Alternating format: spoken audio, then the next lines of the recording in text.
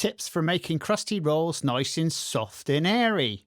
First thing you need is some Canadian blend of flour. That is the best you can buy. Also, another product you need is bread improver. This is very important. This also helps to get that nice lift. And also, if you're using bread improver, you want to use it 50-50 with the salt. Tip 3 on getting the best quality rolls is to make sure you're using fresh yeast. That is the only thing that's going to give you that nice lift and that beautiful hairy fairy center. Tip 4 on making rolls. It's very important to make sure you mix your dough well.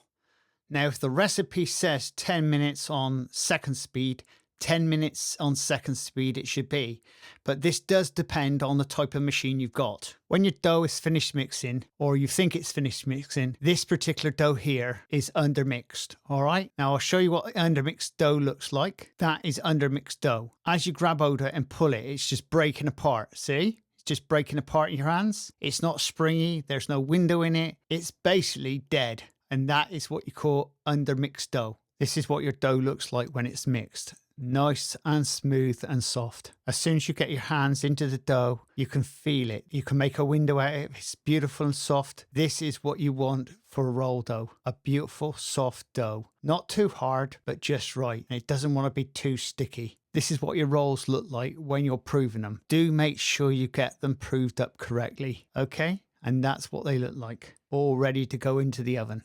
This is what your crusty rolls look like from the oven. Now, I picked on the crusty rolls because obviously they're baked off a lot harder. Now look at that nice, beautiful, soft inside. And that's just what you need. That nice, as they say, airy fairy, but Dutch, not full of holes.